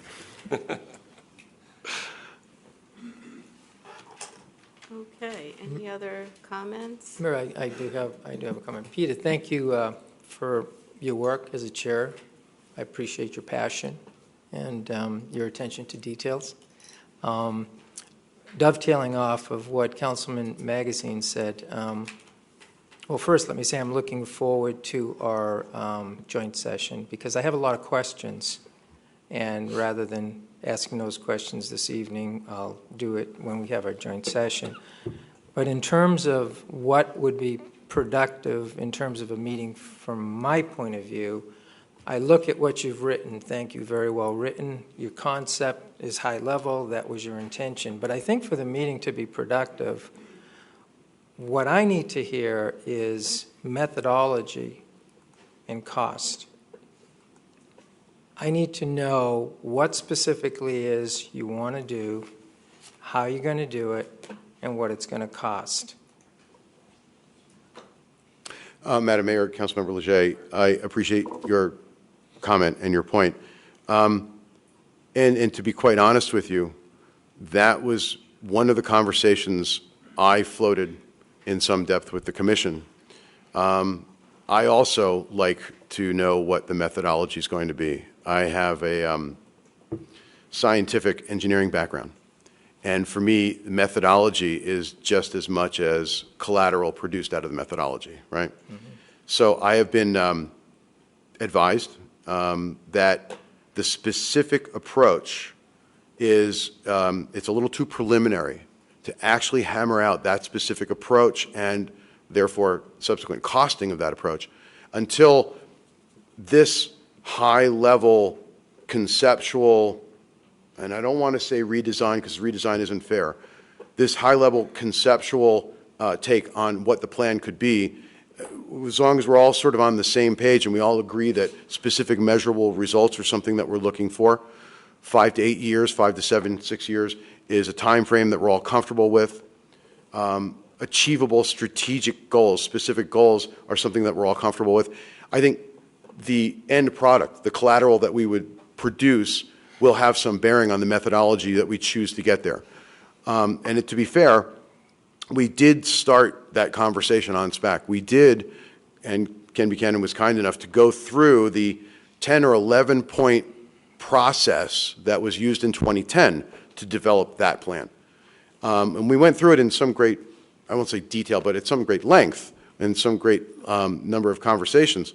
And then, so I believe that that will be our starting point. I think that you can look at how we approached it in 2010 as the model for how we will begin our conversation and how we'll approach it in 2015. Money is always a consideration, obviously, And I think doing it in a cost-effective manner is going to be as high a priority as doing it as any other part of that process, decision-making process, right? Does that answer your question? No, it didn't answer my question, but I appreciate the information. I mean, for example, you're coming before us with a letter of intent this evening, which is really not necessary because SPAC has the authority to go out and revise the plan. I'm interested in knowing what you plan to do before I can get on board with appropriations. For example, that's all. It's really that simple. Mm-hmm. For example, when the previous update occurred, SPAC worked through that. They took the concept, they drilled down, and they presented us a plan. It was like, this is, what and how. And conceptually, I mean, if we're going to have a joint session and sit down and have a conceptual conversation, I'm not sure we're in a position as a council to vote on approving your work. So I think it needs to be modeled after what was done in the past with respect to a more specific plan. Madam Mayor, Council Member Leger, so I appreciate your comments, and I think I'm a little clearer. So I think our intent was, and forgive the hypothetical timeline here, but our intent was to provide a little awareness and of what we're thinking about in terms of what the collateral will look like when this is all done, right? A little visionary conversation there. Once we have a feeling that Council and SPAC are kind of on the same page in terms of that time boxing, specific goals, measurable results, things like that, right, the high points, the next item is how are we going to do it? And I think the joint session with SPAC is designed to get a little deeper into the structure of the plan and what the conceivable collateral will look like when we're done, and get into some of the what will work and what won't, what's a good idea and what's not a good idea in terms of the process to get there. The result out of that joint session, my expectation is that SPAC will put together a detailed plan on the methodology, the estimated timeline, the costing, all of the details, the T's crossed and the I's dotted, in consideration for your approval, right? Out of that, you will have sort of where we're thinking the plan, what we're thinking the plan will look like, details about how we'll get there, a dollar amount on how much it'll cost, right? So I think out of that joint session, you'll have everything that you're looking for. Does that answer your question? Closer? I'm simply saying, I don't want to make this more complex than it needs to be. To have a productive meeting, there will need to be, rather than asking all of us, I would like, you're the commission. See, my expectation is that you all will put this concept into a plan and present the plan to us. Then, once we have a plan, we can start talking about tweaking what we agree with, disagree with, so forth and so on. But if we're sitting together to formulate all this, I think there's some pre-work that needs to be done prior to that. For example, I spent 2 years on the original strategic plan, 2 years, with a group of volunteers for 2 years. We created the first plan. So I do have some investment in what we're talking about in terms of process. And I think that it took us a while to get there, to put our methodology together and our costs, to come back to council and say, hey, this is what we'd like to do. So I really appreciate you putting the letter together and, as you said, enhancing my awareness. But I'd like to have more from you all other than a concept. And this, what I have in front of me, is a concept. Thank you. Councilman Magazine. Yep. Peter, if I understand what Councilman Leger is saying, I think I do agree. I think your expectations for what could come out of such a session may be too high. I just don't think we can get together and have a brainstorming session and have something as specific as what you're describing come out of it. And I just want to make a suggestion. This may be too much to ask for in a short period of time, but I just wonder if the Commission couldn't put together basically a sentence outline to show us the flow of how this thing's going to work. Do you mean I'm sorry, Madam Mayor, Councilmember Magazine, you mean the methodology on how we're going to? No, more than that. For example, vision statement, specific goals. I'm making it up as I go along here. Metrics and so on. Just so we can get a feel for the categories and where you're headed and get an overall view of the flow of what you're going to accomplish later on. If you're looking to the council to work with you in a joint session to come up with something, I just don't think it's going to work. And I think I agree with Councilman Leger, as I said. I think some work needs to be done prior to that meeting and probably shared with us in advance if you really want it to be productive.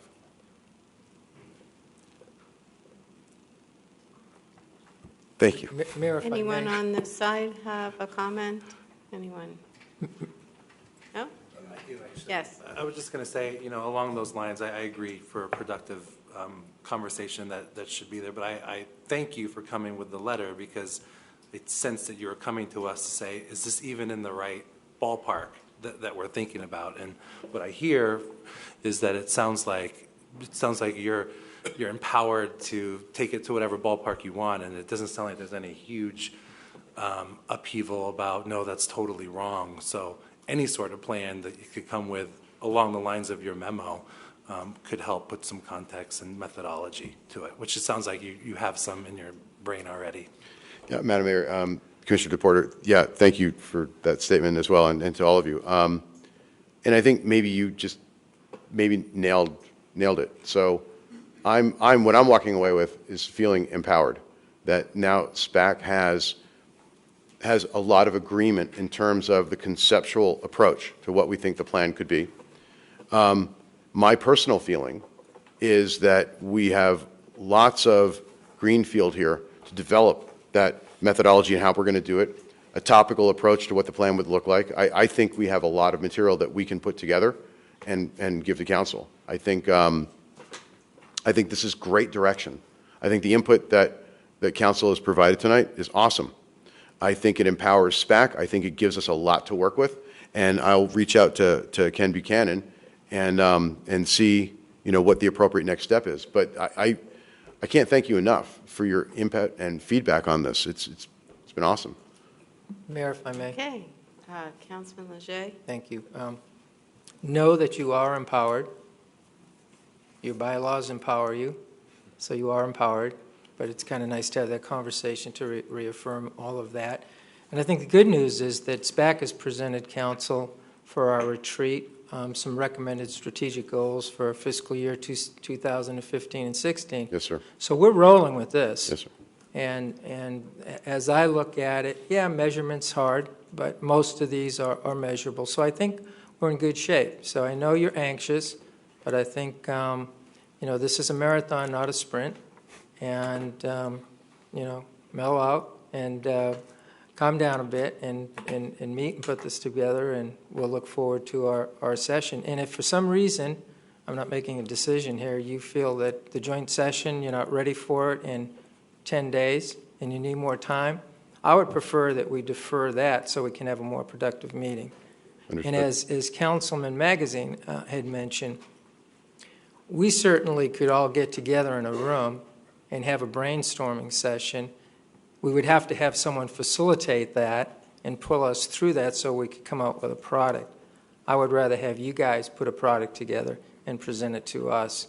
And then we can start cutting hairs and having discussions about vision. Do you really think the vision that was established and then reaffirmed in 2010 has really changed? The values that were established in 2006 that were reaffirmed in 2010, do you think that they have really changed? And from my perspective, in doing corporate strategic planning for over 30 years, usually the vision and value doesn't change. It's how you actualize the vision and the values, and what are the tangibles that you decide on and prioritize, and that is your plan. Very much like what you've done here.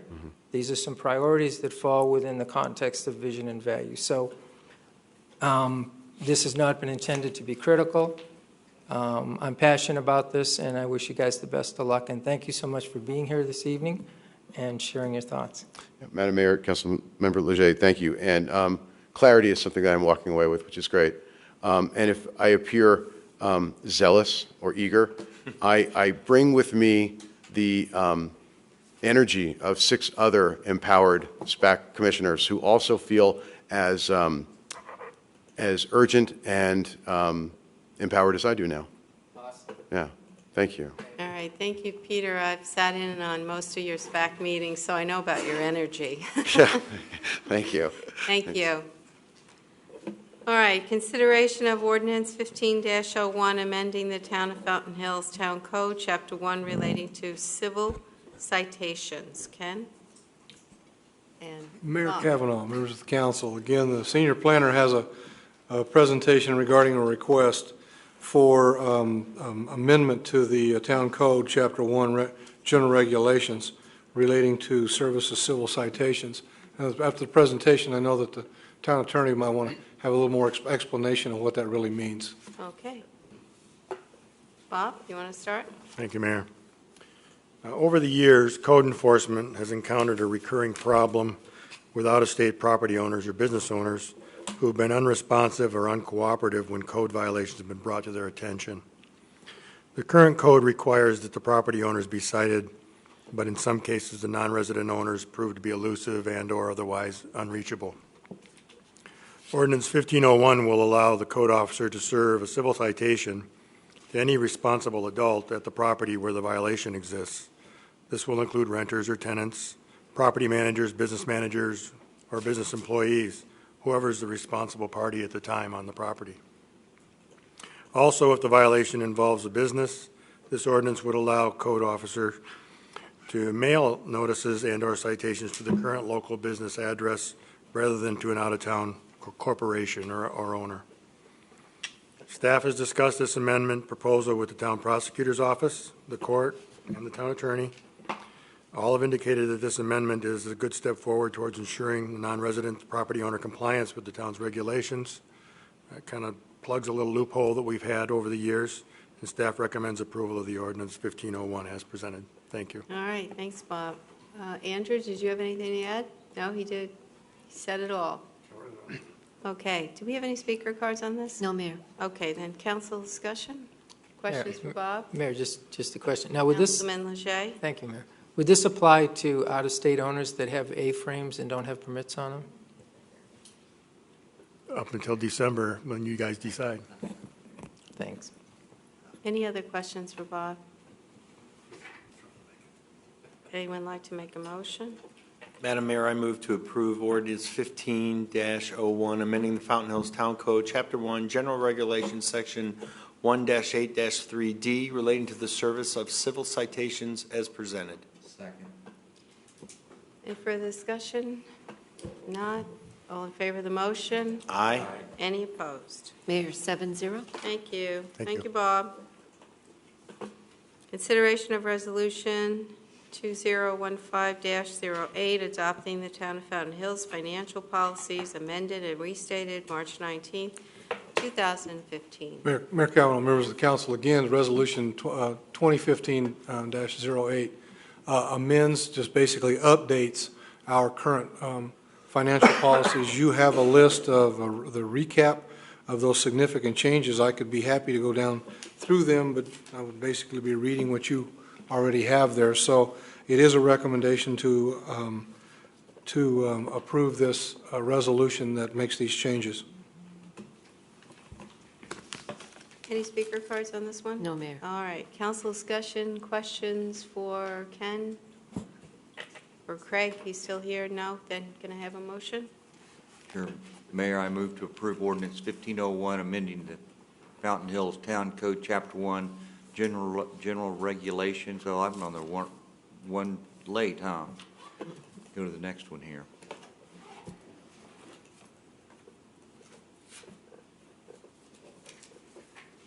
Let's try it again, Mayor. I move to approve Resolution 2015-8, amending and restating the Town of Fountain Hills financial policies dated March 19th, 2015. All right. All in favor of the motion? Aye. Any opposed? Mayor, 7-0.